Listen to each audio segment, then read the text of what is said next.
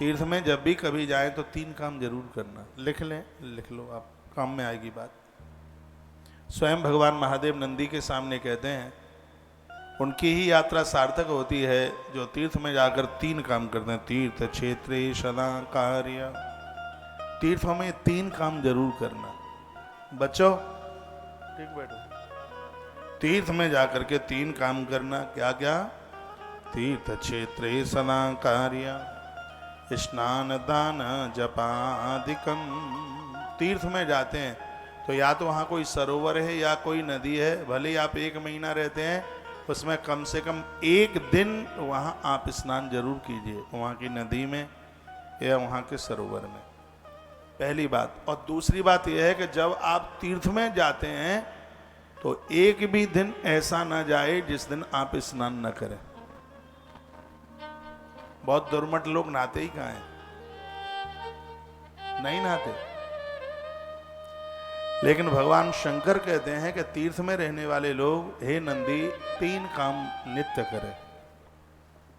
एक है स्नान, एक है दान और एक है जप। जो आपके हाथ में ये मालाएं लगी हैं, जो आप जप कर रहे हैं, बहुत बड़ी महिमा है इसकी। जप का अर्थ होता है ईश्वर स्मरण। ज्यादा बाजार करने में मत लगे रहिए, फालतू की पंचायत में मत लगे रहिए। तीर्थ में जाएं तो हरि स्मरण, भगवान का दर्शन और जप। जप का मैं तो ध्यान से भी ज्यादा है जो आप जप करते हैं, इसकी बहुत बड़ी महिमा है।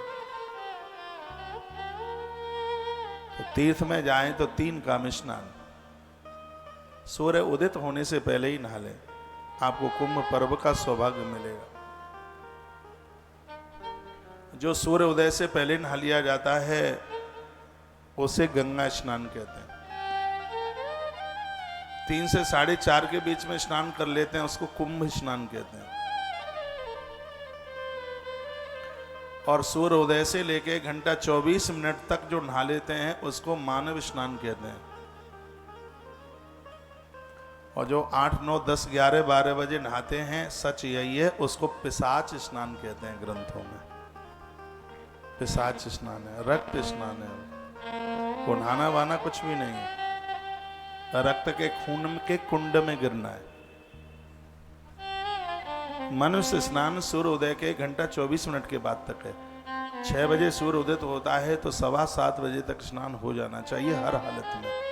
ये तो आप लोगों के लिए, हम लोगों के लिए 3 बजे से लेकर के हर हालत में 5:30, 5 बजे से पहले पहले स्नान। 3 से 4:30 कुंभ स्नान है, इसको अमृत योग कहते हैं। 3 से 4:30 के बीच में जो नहाते हैं वो रोजाना अमृत कुंड में डुबकी लगा रहे हैं, ऐसा शिव पुराण में लिखा है। उसको रोजाना अमृत कुंड में स्नान करने का फल प्राप्त होता है जो 3 से 4:30 के बीच में स्नान कर लेते हैं। ये सबसे बड़ा स्नान है। 4:30 बजे से लेकर के जो सूर्य उदय होने से पहले तक स्नान कर लेते हैं उसको ऋषि स्नान कहते हैं।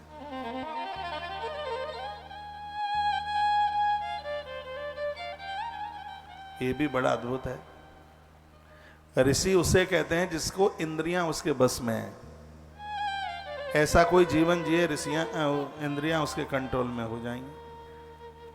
ऐसा भारत है जहां स्नान शुचिता पवित्रता के लिए किया जाता है।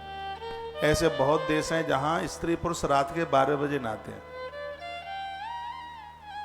वो कोई पूजा पवित्रता के लिए नहीं नहाते, वो तो चमड़ी चमकाने के लिए। लेकिन यह संस्कृति भारत की ही धन्यवाद के प्रतीक है, जहां बिना स्नान किए कोई मंदिर में देवालय में प्रवेश नहीं करता। यहां स्नान को देव कार्य से जोड़ा गया है। यदि आपसे बन जाए तो आज की कथा में ये लेके जाइएगा, आप हर हालत में 5:30 बजे तक नहा लें। आप 1-8 महीने में ही अपना परिवर्तन देखिए और उसके परिणाम देखिए। आप एक सुकून देखिए, एक शांति देखना, एक चेहरे पर नूर देखना। सूर्य उदय के पहले का स्नान। और जो 9-9 10-10 बजे जब धूप बाहर निकल के आ जाती है और तब नहाते हैं, उनका खून ऐसे खत्म होता है जैसे गरम तवे के ऊपर पानी डालते ही खत्म हो जाता है, छुन छुन करके। कभी आपने गरम तवे पर पानी डाला हो तो छुन छुन करके वो खत्म हो जाता है। उन लोगों को 3 प्रकार की बीमारी होती है जो धूप में नहाते हैं, वात, पित्त और कफ। और ये जितनी भी बीमारियां हैं उनका जड़ यही है, वात। उनके शरीर का मोटापा बढ़ता है, थायराइड हो जाता है, कमर निकल जाती है इधर उधर, भोजन पचता नहीं है। बात पित्त का अंदर का तंत्र कमजोर हो जाता है, बिल्कुल लीवर, किडनी ये सब काम नहीं करते हैं, काम करना छोड़ देते हैं। कफ, फेफड़े कमजोर हो जाते हैं, पानी भर जाता है फेफड़ों में, तो फिर उसके पास बचा ही क्या है। यह तब होता है जब आपका स्नान करने का क्रम ठीक नहीं है। कोई बीमारी नहीं होगी। हम लोगों को तो बुखार आता ही नहीं है भगवान की कृपा से, क्यों? टाइम से नहाते हैं इसलिए। कभी आपने सुना है हमारे बच्चों को किसी को फोन किया हो, आपने कभी सुना हो किसी ने जवाब दिया हो कि महाराज जी को बुखार आ गया है? आता ही नहीं है भगवान की कृपा से, नहीं आता, फीवर नहीं आता। इसलिए नहीं आता क्योंकि हमें जीवन जीने की एक कला प्राप्त हो गई है। जीवन कैसे जिया जाए ये सूत्र मिल गया है, प्राप्त हो गया है सूत्र। यदि आपसे बनता है तो आप भोर में सूर्य उदित होने से भले ही 10 मिनट पहले नहा ले। आप स्नान करके देखिए तो सही। नित्य स्नान करने वाला व्यक्ति हर रोज हर दिन तीर्थ स्नान का पुण्य प्राप्त करता है। इसमें लिखा है, इस पन्ने में इसमें लिखा है, उसको रोजाना तीर्थ नहाने का फल मिलता है। जो सूर्य उदय होने से पहले नहा लेता है, स्नान कर लेता है। हम तो देश के किसी भी कोने में पहुंच जाएं, लेकिन हर प्रातः हमारा तीर्थ के रूप में ही होता है, क्योंकि हम भोर में जल्दी नहाते हैं। इसलिए भगवान महादेव कहते हैं, नंदी, जो तीर्थ में 3 काम कर लेता है उसका जीवन धन्य धन्य हो जाता है। लेकिन तीर्थे क्षेत्रे सदा कार्य स्नान दान जपादिकम। 3 काम है, स्नान, दान और जप। तीर्थों में रहने वाले लोगों के पास व्यापार नहीं है, वो अपना जीवन जी रहे हैं तीर्थों में, उनके पास कोई जमीन जायदाद नहीं है। तीर्थ यात्री आते हैं, तीर्थ में रहने वाले पंडे, पुजारी, वानप्रस्थी लोग, कीड़े मकोड़े, बंदर, भालू, ये सब तीर्थ यात्रियों के ऊपर डिपेंड। मैंने वृंदावन में देखा, कोरोना काल में लोगों का आना बिल्कुल बंद हो गया, और सत्य यही है, भूख के मारे बंदर मर रहे थे बिल्कुल। सुबह ही सुबह का समय था, 20 मई थी उस दिन, मुझे आज भी ध्यान है। शास्त्री जी और ये आचार्य जी, राममोहन शास्त्री जी, ये और शास्त्री दोनों ये परिक्रमा करके आए थे वृंदावन की। परिक्रमा के लिए इक्का दुक्का लोग निकलते थे, उनके लिए रोक नहीं थी इस सुबह ही। तो ये मुझे आके बोलते हैं, कहते हैं महाराज जी आश्रम के बहुत बड़े बड़े अच्छे अच्छे काम हो रहे हैं, एक काम कर दो। मैंने कहा बताओ क्या बात है? बोले कि भूख के मारे हमने अपनी आंखों के सामने बंदरों को, बंदरियों को मरते देखा, इनके लिए कहीं कोई भोजन की व्यवस्था हो जाए। मैंने कहा अभी इसी समय। देर नहीं लगाई, क्विंटलों चने खरीदे, केले खरीदे, और उस दिन से लेकर के आज तक इन बंदरों की सेवा बंद नहीं है। हम यहाँ हैं, हमारा ड्राइवर पुरुषोत्तम इस सेवा में लगा हुआ है आश्रम में। तो प्रकृति आशीर्वाद देती है। क्या वृंदावन में हम जैसे लोग नहीं रहते? बहुत लोग रहते हैं। आज तुलसी वन आश्रम की ग्रोथ इन सेवा कार्यों से, पूरी प्रकृति बहुत आशीर्वाद दे रही है। हजारों बंदर भोजन करता है आश्रम के माध्यम से, हजारों की संख्या में बंदरों का भोजन चलता है। फ्रूटी पीते हैं, भुने हुए चने खाते हैं, केला भरपेट खाते हैं, पूरा आनंद है। और बड़ी कृपा करी है इन्होंने।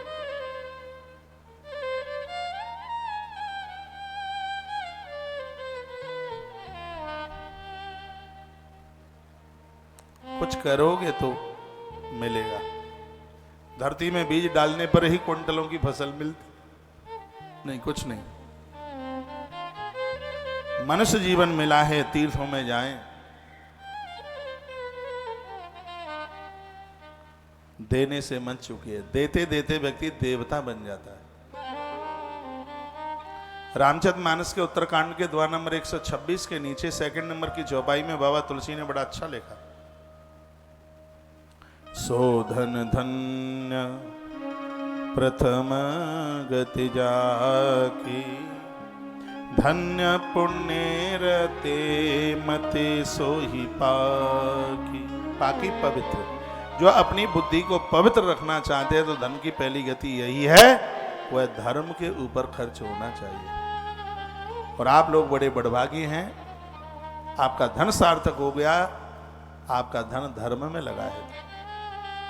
कितने भाग्यशाली हैं जिन्होंने पैसा कमाकर बेटियों के विवाह पर खर्च किया है। ऐसा बताते हैं कन्या के विवाह पर पैसा खर्च किया जाता है पिता के द्वारा, 1000 अश्वमेध यज्ञ करने का फल उसे तत्काल मिल जाता है। बेटी का कन्यादान विवाह करने का इतना बड़ा महत्व है।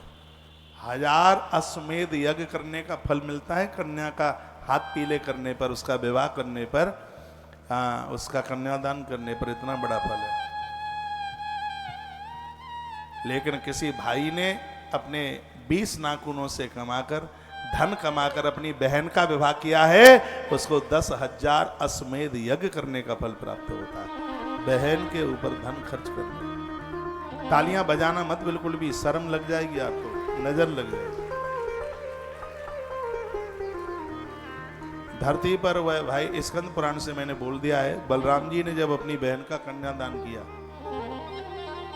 सुभद्रा का, ये वहां का चैप्टर है, उस भाई का धन कृत हो जाता है, बहन के लिए खर्च कर देता है। और बड़ा अच्छा होता है, बड़ा भाई होता है, बहन छोटी होती है, माता पिता उस समय बूढ़े हो गए होते हैं, जिम्मेवारी उसी पर आ गई होती है, और वो पैसा कमा करके अपनी अनुजा छोटी बहनों का विवाह करता है। कोई पुण्य नहीं है इसके सामने।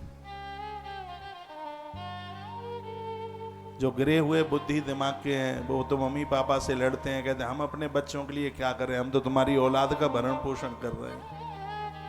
वो ऐसा भी बोल देता है।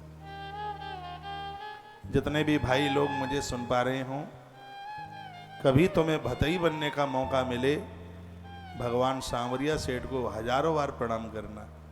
जिस समय तुम बहन के यहाँ भात भरने के लिए जाते हो, ये प्रकृति तुम्हें सांवरिया सेठ के रूप में देखती है। भाग्य की सराहना करना कि तुम इस धरती के भगवान की तरह भगवान हो। बहन के यहाँ भात भरने को जा रहे हो। ये धरती पर एक सच्ची प्रीति तो बहन और भाई की ही है। इतना पवित्र रिश्ता है, विधाता ब्रह्मा अतिशय प्रसन्न हुए उस दिन, जिस दिन यह रचना की धरती पर। बहन भी वह है जिसको अपने पति से ज्यादा भरोसा अपने भाई के ऊपर होता है। और एक बात मेरी लिख लेना, जीवन में पति धोखा दे सकता है, लेकिन जिंदगी में भाई ऐसा है, भाई कभी बहन को धोखा नहीं देगा। रावण में खूबी थी, अपनी बहन के लिए राम से लड़ गया, पूरे कुनबे को समर्पित कर दिया, उसने बहन को धोखा नहीं दिया। भाई है ही ऐसा। पति दे सकता है धोखा। 5 पांडव सामने बैठे हैं, द्रौपदी चीख रही है, 5 पांडव सहयोगी नहीं बने, श्री कृष्ण द्वारका वारे भगवान गोविंद द्रौपदी ने जिसे भाई बनाया। साड़ी विच नारी है कि नारी ही की साड़ी है, साड़ी ही की नारी है, नारी ही की साड़ी है, वसन रूप भय श्याम। बहन और भाई का रिश्ता ही इतना अद्भुत है। एक बार मैं पुनः प्रसंग में आपको लेकर के आ रहा हूं, और यह कहता हुआ कि तीर्थ में जरूर जाएं। 1.5 महीना तो साल में तीर्थ में ही निकालें। जो 60-50 के नीचे के हैं वो 1.5 महीना तीर्थ में निकालें। जो 60 साल के ऊपर के हैं वो 10.5 महीना तीर्थ में निकालें। घर की जिम्मेवारियां पूरी हो गई हैं, वानप्रस्थ जीवन जी रहे हो, सब जिम्मेवारियां, बेटियां भी ससुराल पहुंच गई, बच्चों को भी बच्चे हो गए, अब घर की लपसी मत खाओ, तीर्थों में रहो। 10.5 महीना उनके लिए तीर्थ है। कभी याद घर परिवार की आवे तो 45 दिन घूम घाम के आ जाओ, फिर तीर्थ में पहुंच जाओ, अंतिम श्वास तीर्थ में निकले। और पहले ऐसा ही होता था। जिनके अभी बच्चे कामयाब नहीं हो पाए हैं, नौकरी चाकरी से लगे नहीं हैं, बेटियां अभी ससुराल पहुंची नहीं हैं, 45 दिन एक वर्ष में उनके लिए भी तीर्थ बताया है। तीर्थ का मतलब है जो हमें तारता है। तीर्थ एक जहाज की तरह, मैंने वाल्मीकि रामायण वृंदावन से कही थी कोरोना काल के आरंभ में, बहुत व्याख्यान हुआ इसके। तीर्थ का मतलब है जो हमें तारने में बिल्कुल सहायक है। तीर्थों के प्रति श्रद्धा रखिए, तीर्थों को गंदीला ना करें, चाहे जो चीज खा पी करके फेंक दें, नहीं, ये भगवत अपराध है। तीर्थ में किया गया सदकर्म अनंत गुना फलदायी होता है, अक्षय हो जाता है। तो तीर्थों में किया गया पाप भी तो वज्र की तरह हो जाता है। दुनिया के हर कोने का किया गया पाप तीर्थ में कट जाता है, लेकिन तीर्थ में किया गया अपराध कहीं भी नहीं कटता, कहीं भी नहीं धुलता। इसलिए तो तीर्थ में बहुत सावधान रह करके जीवन जीने की जरूरत है। कितनी भी गलत आदत लगी हो, तीर्थ में कभी शराब मत पीना, तीर्थ में जुआ मत खाना, मांस मदरा तीर्थ में बिल्कुल भी नहीं, खोटे काम मत करना तीर्थ में, बिल्कुल विषैले काम मत करना तीर्थ में। जीवन खत्म हो जाएगा, बनेगा नहीं कैसे। भगवान शंकर यही तो बताते हैं, कहते हैं तीर्थे क्षेत्रे तथा कार्यम स्नान दान जपादिकम अन्यथा रोग दारिद्र्य मूकताधापयानर। जो तीर्थ में जप नहीं करते, धर्म पुण्य नहीं करते, स्नान नहीं करते, तीर्थ में दान नहीं करते, भगवान का नाम नहीं लेते, शंकर कहते हैं कि हे नंदी, वह लोग रोग और दरिद्रता से बच नहीं सकते, उन्हें बीमारी फैलेगी और कंगाल बनकर जीवन जिए। तीर्थों में सदकर्म ना किया जाए, अच्छे काम ना किए जाए।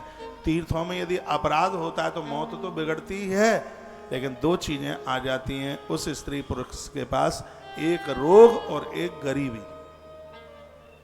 ये मैं सब बातें प्रमाणित कह रहा हूं।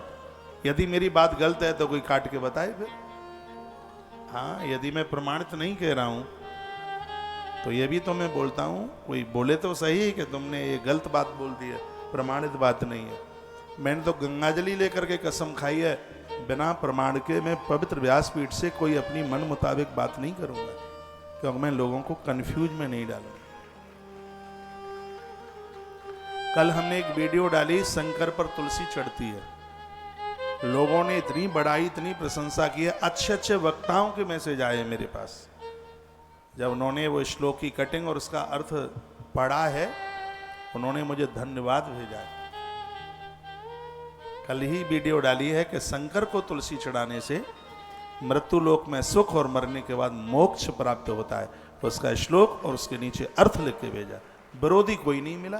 यदि किसी ने एक भी मैसेज लिखा हो कि तुमने कैसे, वो लिखेगा कैसे? प्रमाण तो हमने वीडियो के संग ही भेजा है, उसकी फोटो खींच करके। तो इस व्यासपीठ से बिना प्रमाण के कोई बात होगी ही नहीं। हम लोगों के साथ पूरा देश जुड़ा है, हमारे ऊपर विश्वास किया है। लोग हमें पूछ के एकादशी करते हैं, लोग हमें पूछ करके प्रदोष करते हैं, उनको पता है कि यहां से जवाब ठीक मिलेगा। तो अपनी टीआरपी बढ़ाने के लिए हमें समाज को कंफ्यूज नहीं करना। जो बात है वह हकीकत बोलिए। वैसे ही तुलसी घरों में नहीं मिल रही है, तुम्हें ये और कह दो कि देवताओं को नहीं चढ़ती, तो बेचारी तुलसी कहां जाएगी? वैसे तो यज्ञ करके तो अब अश्वमेध यज्ञ और आयसु यज्ञ तो हो नहीं रहे हैं, लेकिन ये छोटे छोटे काम करके ही लिखा है।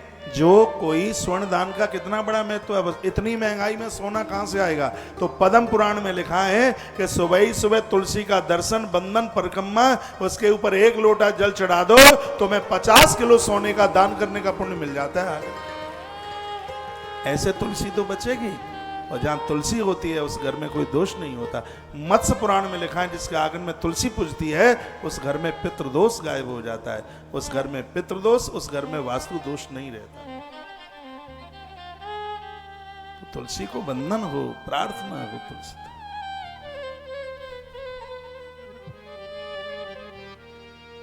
एक बार जयकारा लगाइए, बोलो भक्त वत्सल भगवान की जय। श्री हनुमान जी महाराज की जय हो, आज के आनंद की। जय हो।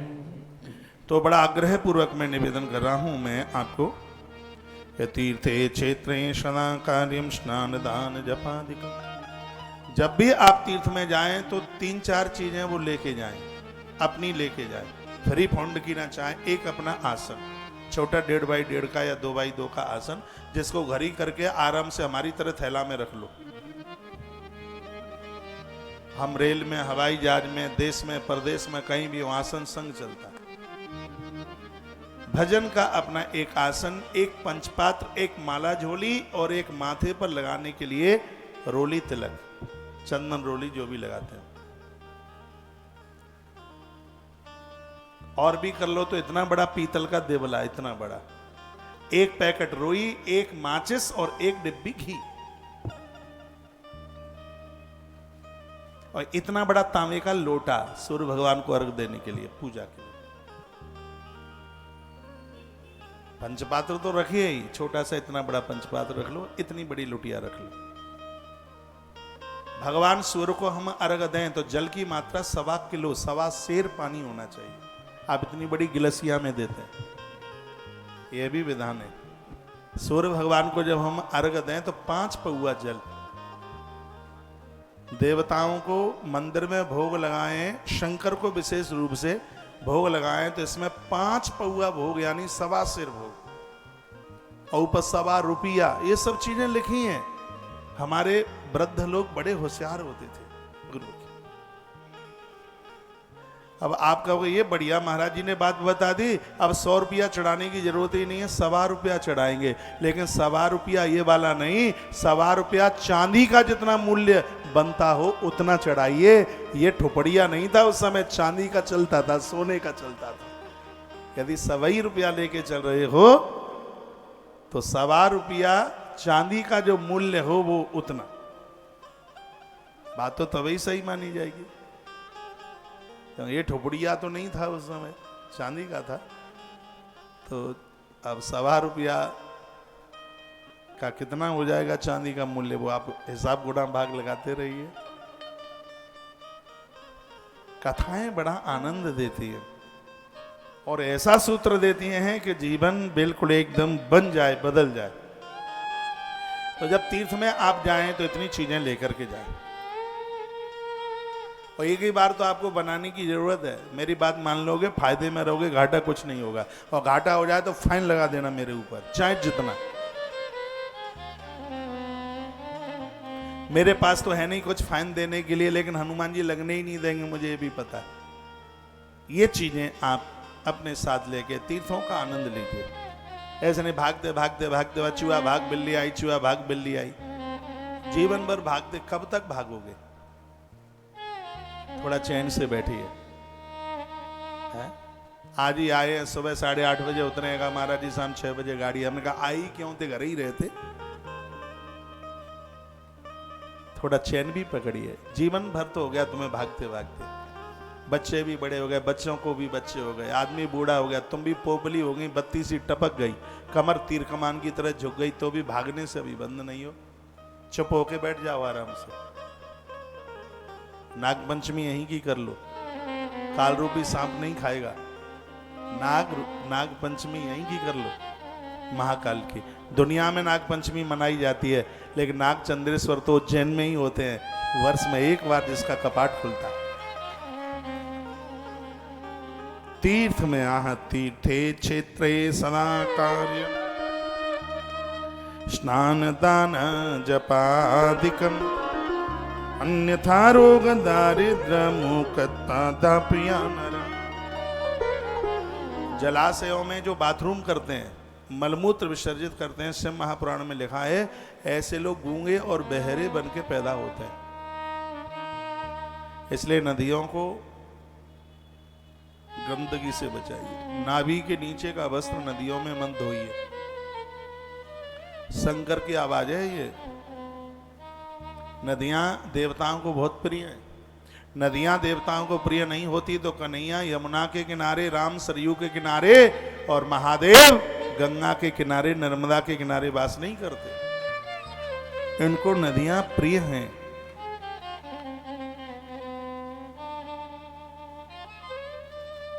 इसलिए तो वो बोल रहे हैं नदियों को बचा लो कैसे। नदियां सूख जाएंगी, सब कुछ खत्म हो जाएगा, पर्यावरण खत्म हो जाएगा। ये वर्षा कहां से होती है? नदियों में जल है तभी तो होती है। 4 मेघ हैं, वो 4 मेघ नदियों से पानी उठाते हैं, नदियों से उठा करके फिर बरसा देते हैं, जल को, पानी को नीचे गिरा देते हैं। नदियां ना होंगी तो वर्षा कम हो जाएगी, आदमी भूखा प्यासा सब मर जाएगा, खत्म हो जाएगा, कुछ बचेगा ही नहीं। इसलिए नदियों की गरिमा बना करके रखें। नदियों के प्रति हमारी पूरी श्रद्धा हो। नदियों में दीपदान करने से खानदान परिवार की आयु बढ़ती है, उम्र बढ़ती है। नदियों को चुनरी उड़ाने से घर की भाग्य लक्ष्मी, सौभाग्य लक्ष्मी बढ़ती है, वैभव बढ़ता है, घर का सुख बढ़ता है, घर में आनंद बढ़ता है। घर में चुनरी नदियों को उड़ाने से, दीपदान करने से। आप यहाँ आए हैं, यही माता क्षिप्रा बह रही है, पानी में नीचे उतरना मत, गहरा है पानी।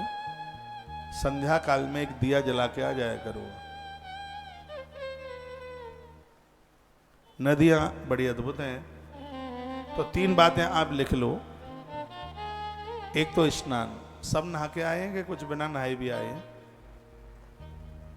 ये मैया बिना नहा के आई है? ये हाथ नहाने वालों के उठ रहे हैं कि बिना नहाने वालों के? अच्छा, बिना नहाने वालों के। कोई बात नहीं, आज नहा के नहीं आए तो कल से नहाते रहिए रोज। अच्छा, नहा के आए हैं। तीर्थ में एक भी दिन बिना स्नान किए न रहे।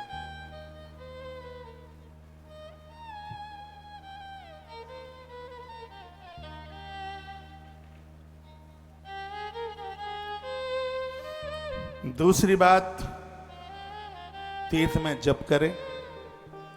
और तीसरी बात, तीर्थ में दान पुण्य करें। तीनों बात लिखी हैं। सौनक्षियों ने सूर्य जी को पूछा यदि ना करेंगे तो कह दिया अन्यथा रोग दारिद्र मूकत्वा व्यापिया नर। यदि ऐसा न करोगे तो रोगी और दरिद्र और गूंगे बहरे बनने को तैयार हो जाएं। फिर तीर्थों में ताप प्रताप संताप हाल ही कटते हैं, देर नहीं लगती। जैसे वॉशिंग मशीन में कपड़ा डाल देते हो, वॉशिंग मशीन में कपड़े कभी धोए आपने? वॉशिंग मशीन में उसका स्विच बिजली के बोर्ड से जोड़ दिया जाता है। पहले इसमें पानी भर देते हैं, फिर कोई क्वालिटी का पाउडर डाल देते हैं, फिर उसमें कपड़ा डाल देते हैं, फिर स्विच ऑन करते हैं।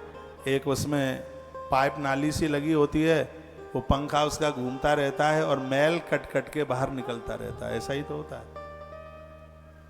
जीवन भी बिल्कुल वॉशिंग मशीन की तरह है। इसमें श्रद्धा का जल डालिए, विश्वास का पाउडर छोड़ दीजिए, बुद्धि रूपी वस्त्र को डाल दें। इसमें डाल दिया, कभी नहीं डाला। श्रद्धा का जल भरें और इसमें विश्वास का पाउडर डाल दें।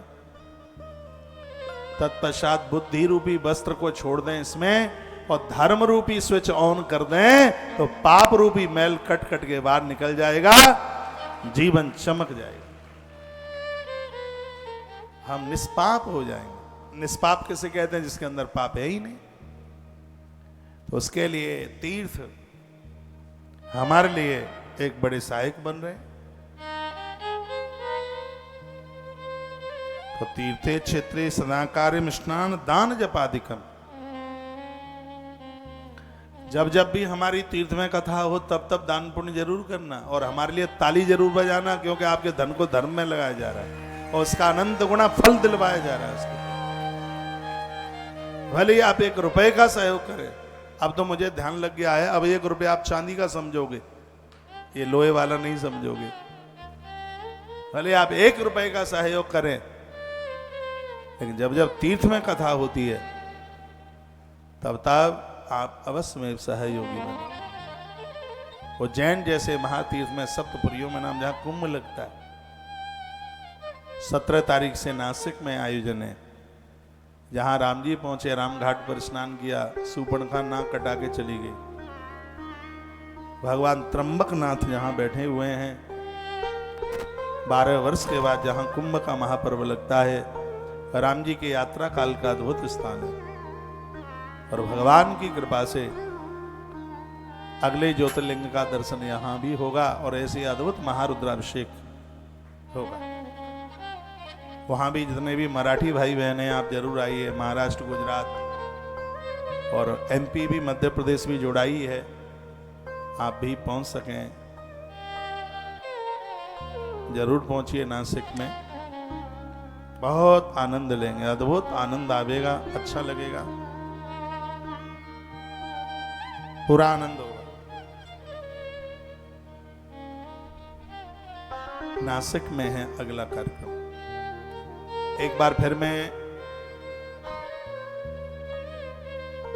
आपको निवेदन कर दूंगा अभी बीच में, एक बार जयकारा लगाइए, बोलो भक्त वत्सल भगवान की, श्री हनुमान जी महाराज की जय जय श्री राधे, जय जय श्री राधे। क्या लिखा है? क्षेत्रे पापस्य कर्णम दृढ़म भवति भूषुरा, पुण्य क्षेत्रे निवासे ही पापमन्वपि नाचरेत्। कहा कि जो इन पुण्य क्षेत्रों में पाप कर्म करके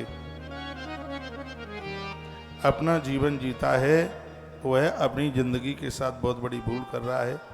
इसलिए पवित्र क्षेत्रों में निवास करने वाले लोग थोड़ा सा भी पाप न करें, बिल्कुल भी न करें, ऐसा लिखा है, बिल्कुल पाप न करें। जिस किसी उपाय से मनुष्य को पुण्य क्षेत्र में निवास करने का जैसे भी मौका मिले, अब इसमें लिखा है बहन के माध्यम से, पति के माध्यम से, बेटों के माध्यम से। मान लिया जाए आपका बेटा किसी तीर्थ में नौकरी करता है, यह आपका बहुत बड़ा पुण्य है, और इस मौके को ऐसे ही मत जाने दीजिए।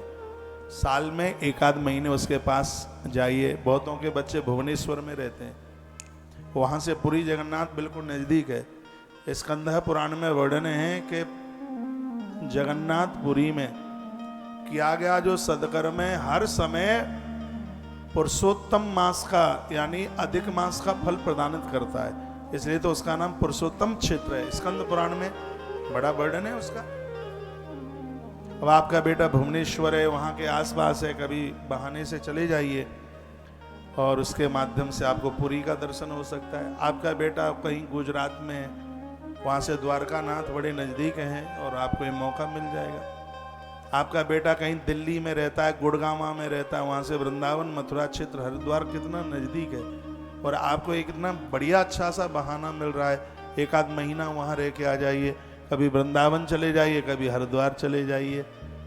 तो यहाँ कितनी सुंदर बात कही है, बहन के माध्यम से, बेटे के माध्यम से, पति के माध्यम से और गुरुजनों के माध्यम से यदि तीर्थ मिलता है तो तीर्थ का लाभ लीजिए, उसको छोड़िए मत। ऐसा नहीं है गुरु ही आपको तीर्थ दे रहा है, उसमें आपकी बहन भी हो सकती है, आपका भाई भी हो सकता है, आपका मामा मामी कोई रिश्तेदार भी हो सकता है, आपका बेटा भी हो सकता है और आपका पति भी हो सकता है।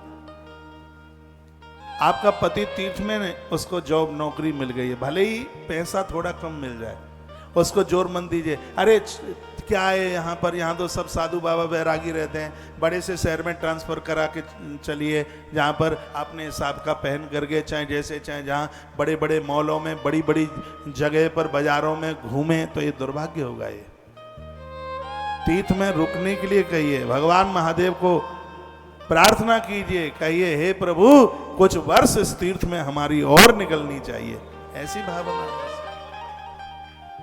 तीर्थों से भागे नहीं,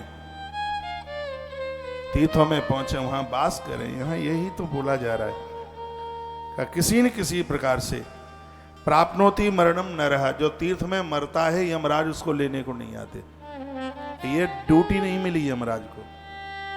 यमराज ने पूछा था महादेव को कि सब जगह के प्राणी को मैं ही लेने को जाऊंगा, तो ऐसी भी कोई जगह है कि जहां आप मुझे अनुमति नहीं देंगे?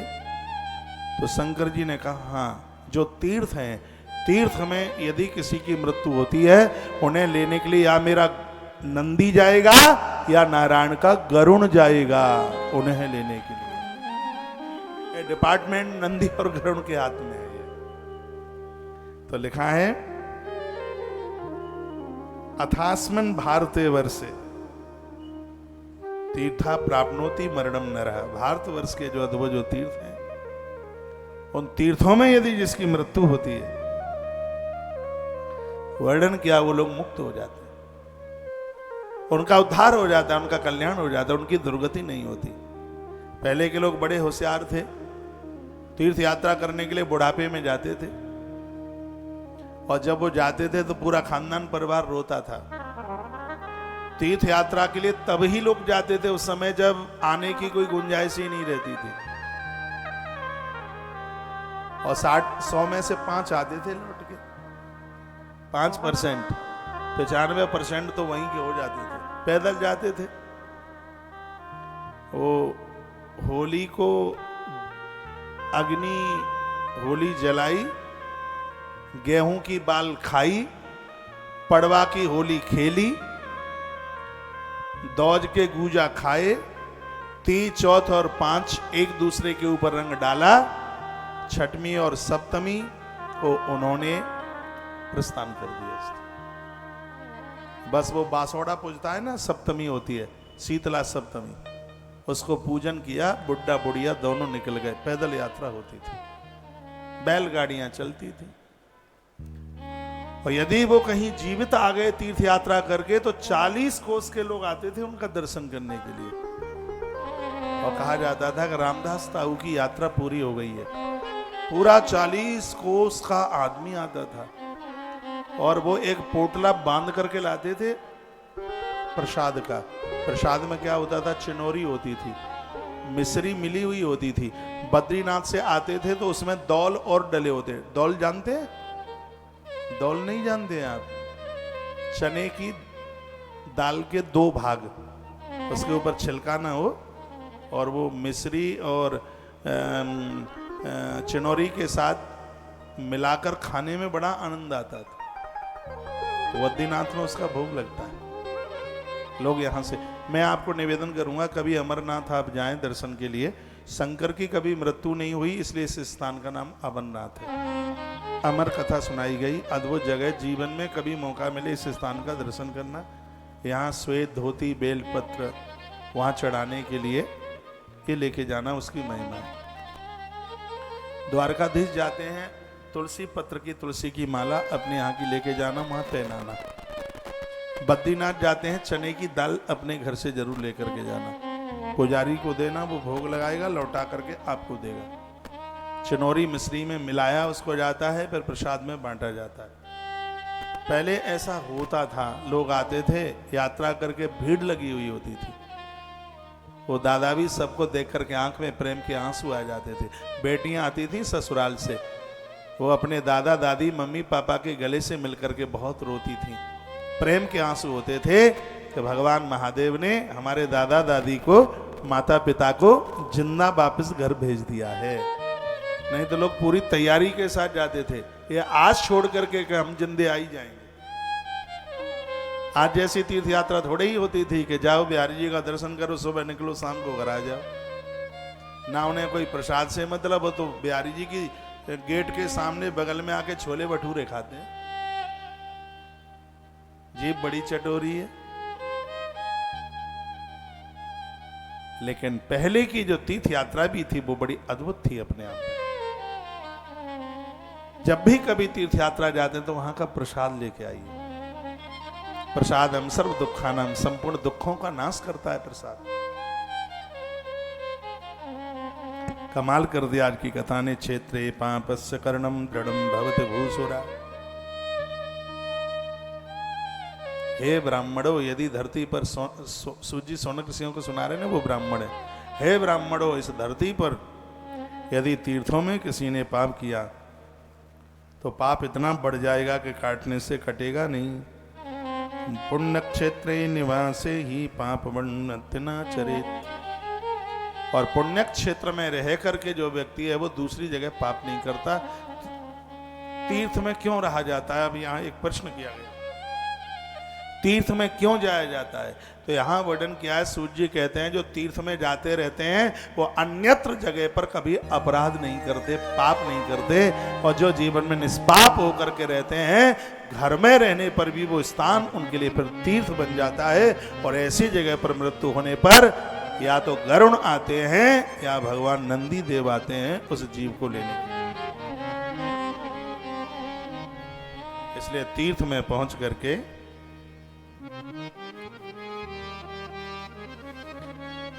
वहां पर भजन पूजा पाठ, वहां से कुछ पूजा की चीजें कुछ भी, भले ही गले की एक माला ले लें, तुलसी ले लें, रुद्राक्ष ले लें, और भी कोई कड़ा ले लें। एक बार पार्वती और शंकर दोनों काशी के बाजार में निकले तो बड़ी बड़ी चीजें वहां थी। तो भोलेनाथ ने पूछा था पार्वती को, बताओ तुम्हें क्या गहना चाहिए, क्या चीज चाहिए, कान की बाली चाहिए या हाथफूल चाहिए या माथे की बिंदिया चाहिए, बताइए क्या चाहिए। भगवान शंकर जी मैया को पूछते हैं कि काशी के बाजारों में से कौन सा गहना तुम्हें चाहिए। तो उस समय देखिए मैया ने क्या बोला, काशी में खुली दुकान, गौरा रानी क्या लोगी। काशी में इन दुकानों से तुम्हें क्या चाहिए। अपने 2 पंक्तियां 3 पंक्तियां देखिए, गाने में और सुनने में बड़ा अच्छा लगेगा। काशी में खुली दुकान, शंकर जी कहते हैं काशी में खुली दुकान, गौरा रानी क्या लोगी।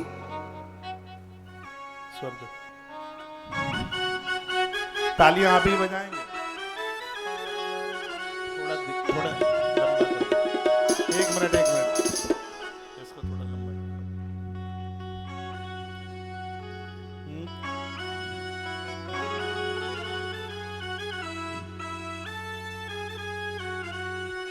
काशी में खुली है दुकान, कि गौरा रानी क्या लोगी। काशी में खुली है दुकान, कि गौरा रानी क्या लोगी। गौरा रानी क्या लोगी, गौरा रानी क्या लोगी। गौरा रानी क्या लोगी, गौरा रानी क्या लोगी। काशी में खुली है दुकान, गौरा रानी क्या लोगी। काशी में खुली है दुकान, गौरा रानी क्या लोगी।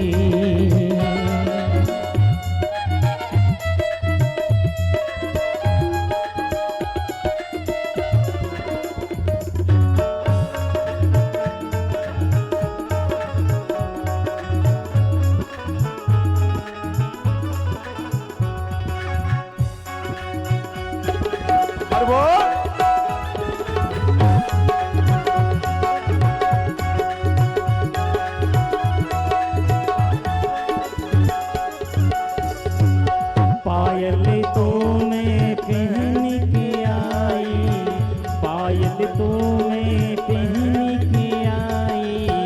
बिच्छू दिला दो भोलेना, कि गौरा रानी क्या लोगी। अरे बिच्छू दिला दो भोलाना, गौरा रानी क्या लोगी। मैं खुली है दुकान, कि गौरा रानी क्या लोगी।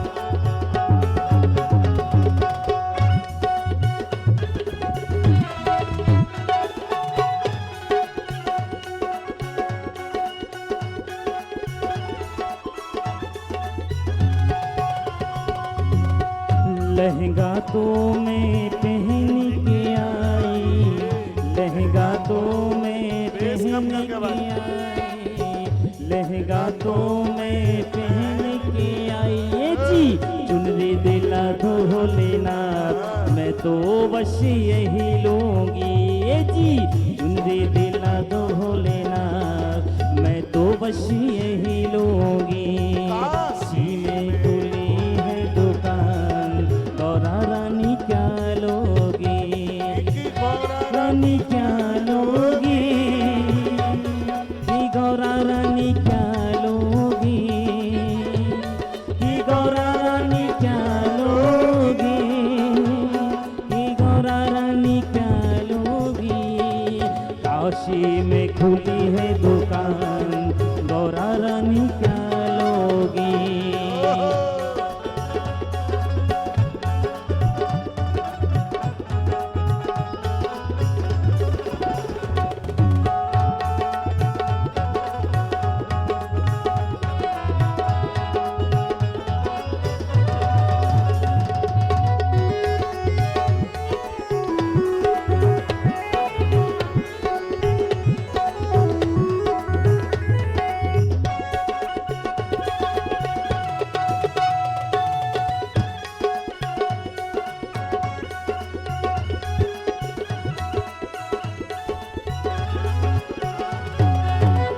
कंगन तो मैं पहन के आई, कंगन तो मैं पहन के आई। ये जी मेहंदी लगवा दो लेना, मैं तो बस यही लूंगी।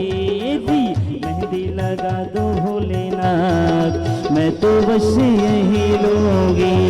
कि गौरा रानी क्या दोगी, कि गौरा रानी क्या दोगी, कि गौरा रानी क्या दोगी, कि गौरा रानी क्या दोगी। काशी में खुली है दुकान, कि गौरा रानी क्या दोगी। काशी में खुली है दुकान, कि गौरा रानी क्या दोगी।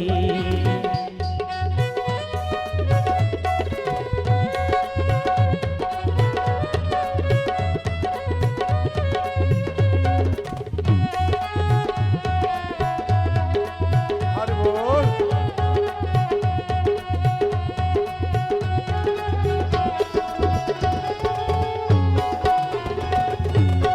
हार गले में पहन के आई, हार गले में पहन के आई। ये जी माला दिला दो लेना, मैं तो बस यही लूंगी। माला दिला दो लेना, मैं तो बस यही लूंगी। कि गौरा रानी क्या लोगी, कि गौरा रानी क्या लोगी, कि गौरा रानी क्या लोगी, कि गौरा रानी क्या लोगी। काशी में खुली है दुकान, ये गौरा रानी क्या लोगी। काशी में खुली है दुकान, ये गौरा रानी क्या लोगी।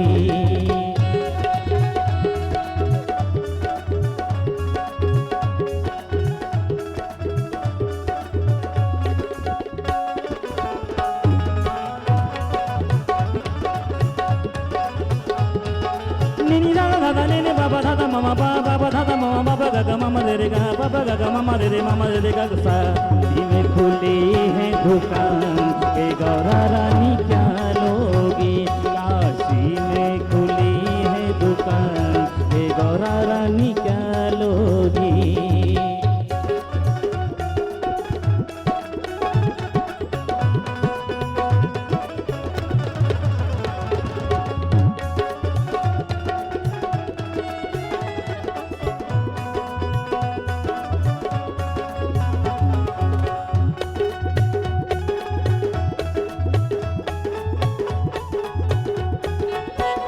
झुमके तो मैं पहन के आई, झुमके तो मैं पहन के आई। इसी नथनी दिला दो लेना, मैं तो बस यही लूंगी। नथनी दिला दो लेना, मैं तो बस यही लूंगी।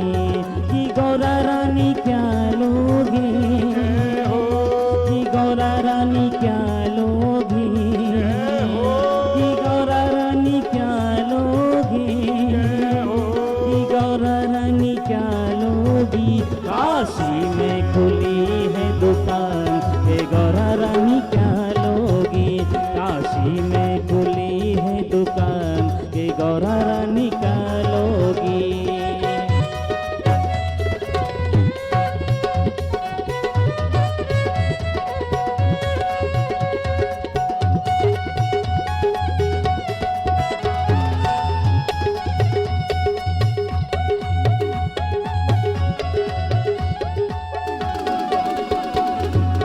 टीका तो मैं पहन के आई, टीका तो मैं पहन के आई। ए जी दिया लगा दो भोलेनाथ, मैं तो बस यही लूंगी।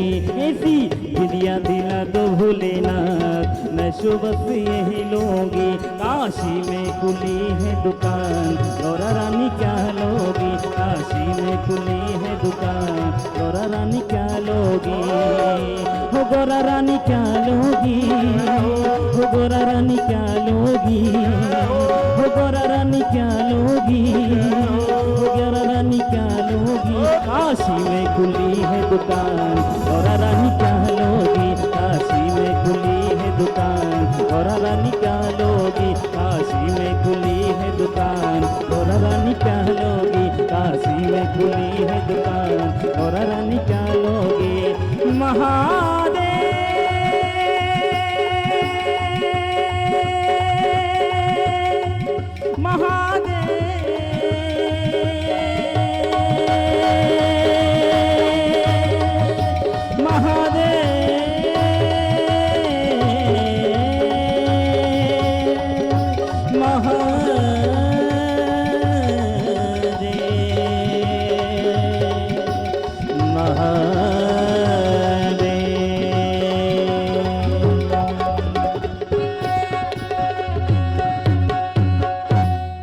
काशी में खुली है दुकान, गौरा रानी क्या लोगे। काशी में खुली है दुकान, गौरा रानी क्या लोगे। कि गौरा रानी क्या लोगे। जय हो, गौरा रानी क्या लोगे। जय हो, गौरा रानी क्या लोगे। जय हो, गौरा रानी क्या लोगे। काशी में खुली है दुकान, गौरा रानी क्या लोगे। बोलो विश्वनाथ भगवान की, जय हो, महाकालेश्वर भगवान की। जय हो। कैसा लग रहा है? हैं?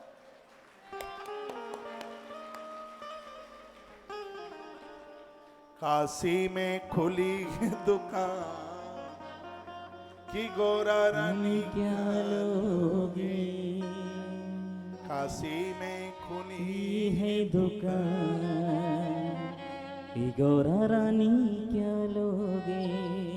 झुमकी तो मैं पहन के आई, झुमकी तो मैं पहन के आई। नथुनी दिला दो भोलेनाथ के बस मैं यही लूंगी। नथुनी दिला दिला दो दो भोलेनाथ, मैं तो वशी ही लूंगी। जिस समय माताओं को पति से कुछ बात मनवानी हो तो उस समय इतनी सीधी हो जाती हैं कि धरती पर ब्रह्मा जी ने फिर ऐसी कोई सीधी दूसरी पैदा ही नहीं करी। जब कुछ अपनी बात मनवानी हो, कुछ पियर जाना हो, कुछ मंगाना हो, तो फिर देखो सीधापन एकदम बिल्कुल। वैसे भी माताओं के 3 रूप बताए हैं। कुछ सिखाती है तो सूर्यमुखी है, जिमाती है तो चंद्रमुखी है, बाप रे बाप क्रोध करे तो पूरम पट्ट ज्वालामुखी है। बड़ा डर लगता है उस समय तो। आप उज्जैन आइए,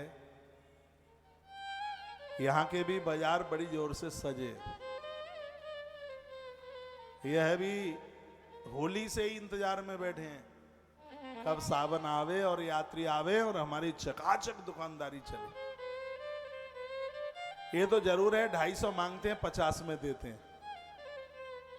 मांगते हैं 250 और दे देते हैं 50 में। 2 4 5 रुपया कमाते हैं, अब इतना भी ना कमाएंगे तो उनका फिर घर कैसे चलेगा। मैं कहूँगा थोड़ा बहुत आपसे ज़्यादा ले भी लेते हैं तो ये भी तीर्थ में आपके लिए किसी दान से कम नहीं होता, उनका परिवार चलता है। इसलिए अपना मन छोटा ना करें। तीर्थ में यदि उन्होंने कुछ ज़्यादा ले भी लिया है तो आपको मौका मिला है यहाँ कुछ खर्च करने का, कुछ लेने का, खरीदने का। वो भी इंतजार में, प्रतीक्षा में बैठे हैं इतने लंबे समय से। यात्री लोग आएंगे महाकाल के दर्शन करने के लिए। मुझे तो ऐसा लगता है यदि आपसे ज्यादा दिलवा दिया है तो ये भी करामात महाकाल की है, ये भी उसने ही करा दिया। बड़ा अच्छा लग रहा है।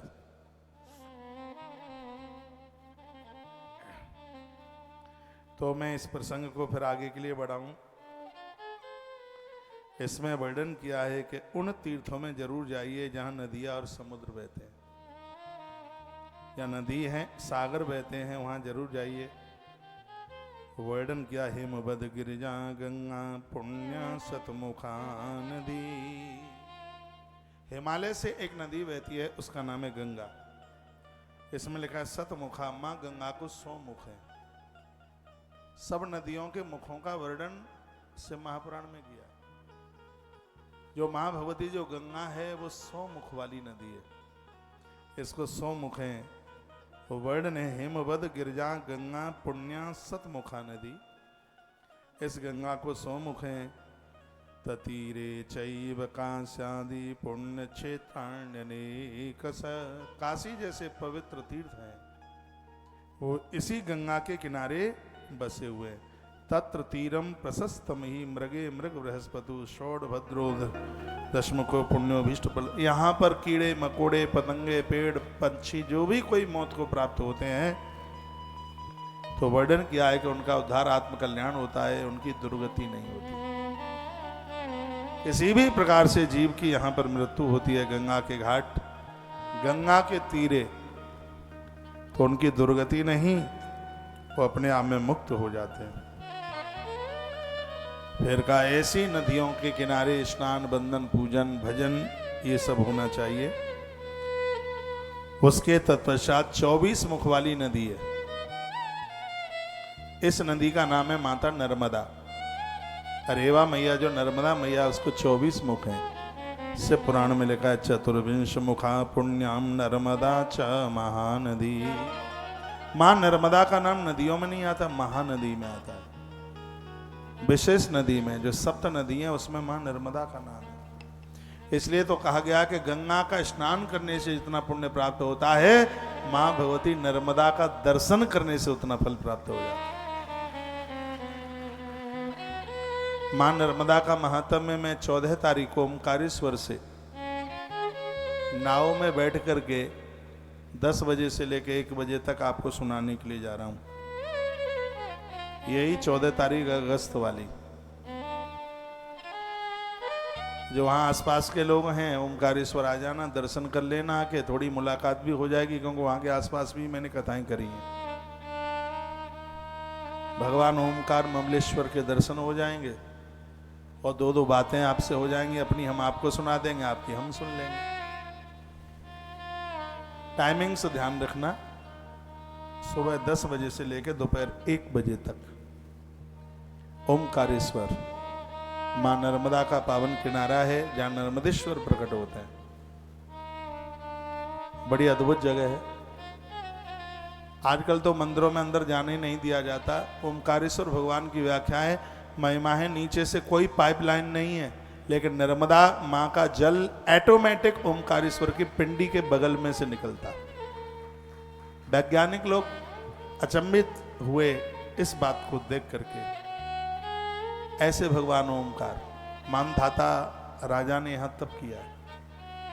पहाड़ के ऊपर आज भी ओम बना हुआ है ओमकारेश्वर। पहाड़ों के बीच में मां बह रही है। गंगा का स्नान करने से जो फल प्राप्त होता है मां तो नर्मदा का सिर्फ दर्शन करने से उतना फल मिल जाता है। और देवताओं में हनुमान और नदियों में नर्मदा जो कि चारों युगों में रहती है। और कोई ऐसी नदी नहीं है जो चारों युगों में हो। मत्स्य पुराण में जो प्रलय का वर्णन किया है तो एक ही नदी सिर्फ जिंदी रही, उसका नाम है नर्मदा, जो प्रलय काल में भी जीवित थी। भगवान शंकर ने उसको संभाल के रखा। नर्मदा का जल पीकर वाणी सिद्ध हो जाती है।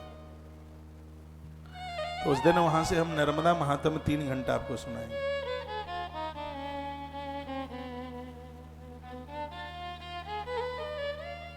तीन बजे से लेकर 6-7 बजे तक इंदौर के परदेसीपुरा में कांकेरी मंदिर,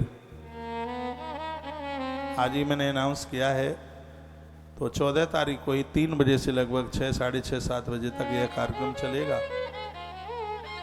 और ये सब कार्यक्रम कैंसर हॉस्पिटल के लिए ही समर्पित हो रहे हैं।